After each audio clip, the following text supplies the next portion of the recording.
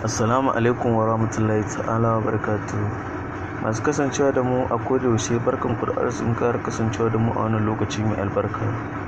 Muna muku fatan alkhairi sannan muna jin daɗin kasancewa da mu da kuke a kodayaushe a faɗin duniya. Masoya wato shirin a duniya kai tsaye. Muna muku fatan alkhairi. Mun san da cewa kuna ta bibiyar mu wato domin kallon wannan shirin mai suna a duniya a kodayaushe. To amma na sai dai wato ainihin kodayaushe idan kuka bibi wannan shirin mai suna a duniya ba kwa samun sa ta dalilin wato ainihin hutun da muka tafi.